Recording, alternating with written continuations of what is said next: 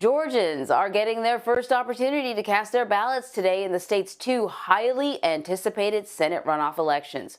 Early voting runs through New Year's Day, with Election Day following on January 5th. Now, these races, which will determine the balance of power in the Senate, have garnered national attention and millions of dollars in fundraising. Democrats need to win both seats to secure the Senate majority, while Republicans need only one. CBSN political reporter Caitlin Huey-Burns is following the latest in Georgia and joins me now to break it down. Caitlin, we've been talking an awful lot about this election, but now voters are casting their ballots. How will early voting and voting overall differ from November's general election? Hi, good morning. Well, we're inside State Farm Arena. This arena has been transformed into a voting location, similarly to how it was for the November election. In about an hour and a half, doors will open here and people will begin to vote in this arena. For 3 weeks, there is early voting in this state.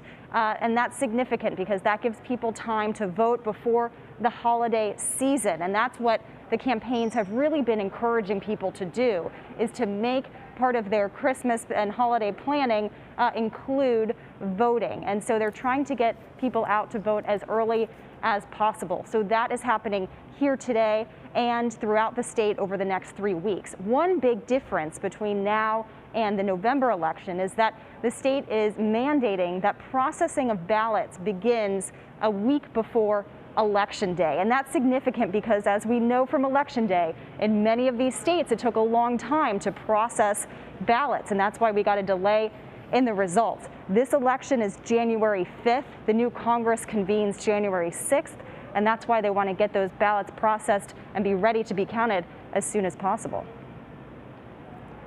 You know, during the presidential election, there's no doubt that the way the administration handled the COVID pandemic had an impact on the outcome. Now we're in the middle of another surge. Georgia passed 10,000 COVID-19 deaths on Friday. Cases continue to rise in the state. I'm curious how all four candidates address the pandemic. And are the two Republicans and Democrats giving the same messages? Well, we're seeing the messages kind of run parallel to the Republican and Democratic messages in the general election campaign. Here in Georgia, there's a little bit of a nuance. Kelly Leffler, one of the senators running, the Republican incumbent running for her seat in this runoff, actually tested positive for coronavirus. Republicans have had indoor events. Earlier on in the campaign for this runoff, Leffler tested positive. So did Rick Scott, who's a senator from Florida who came down to Georgia to campaign. So that has been front and center in that way. Republicans have been focused on corona relief efforts, focused on the economy. Democrats here have been focused on the president's handling of the pandemic. But the main messages here that we've been hearing from candidates, with the pandemic, of course, as the backdrop, is how these two races will shape the outcome of a Biden presidency. So Republicans here are campaigning that this is a last line of defense against the Democrats, and Democrats are saying that very little of Biden's agenda can get accomplished without a bigger presence in the U.S. Senate. So those are really the messages coming from these campaigns. So there were thousands of voters in Georgia that did not pick Trump or Biden in the general election and instead supported the Libertarian candidate, Joe Jorgensen. How are Republicans and Democrats trying to court this vote and expand their reach beyond the voters who, already supported them in November? Well, runoff elections are very much base elections, and that's what you see the two sides really focusing on. It's we're in December now. The actual election isn't until January 5th, so it's not your traditional time to have a campaign and an election. So both sides are trying to encourage people to get their votes in. We're actually seeing Republicans encourage people to vote absentee. That's a different message than what we have been hearing from the president during the general election campaign. And what's really key here, too, is the margin. So in the runoff, David Perdue actually ran ahead of Donald Trump by about 800 votes. That suggests that there were people in Georgia that voted for David Perdue and Joe Biden. Joe Biden won this state by more than 11,000 votes. And so those are kinds of the voters that Republicans are going to be targeting and hope turn out, but they're also very much focused on the base. And Democrats are really trying to energize those new voters who showed up in this election, about 1 million new voters in Georgia in the general election.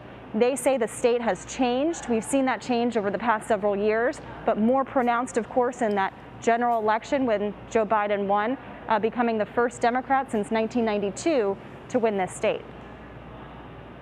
So there you brought up a bit of the X factor, the impact that Donald Trump will have.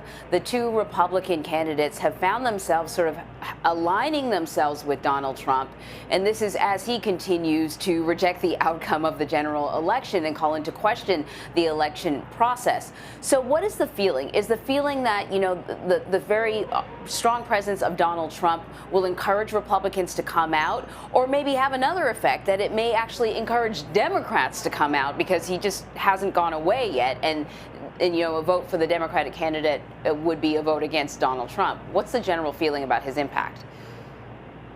That's right. All sorts of mixed messaging coming from Republicans in this state, because the president, on one hand, has been claiming, of course, without evidence, that the election was rigged, that the process in Georgia was fraudulent. Of course, there was no evidence for that. There have been 3 recounts in this state.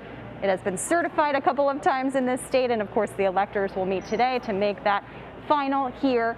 But that kind of complicates Republicans' messaging, because on one hand, here they're trying to say that keeping these Republican seats are critical for being the last line of defense against a Biden administration. But the candidates can't really come out and say that, of course, because Trump has not yet conceded the race and acknowledged that reality.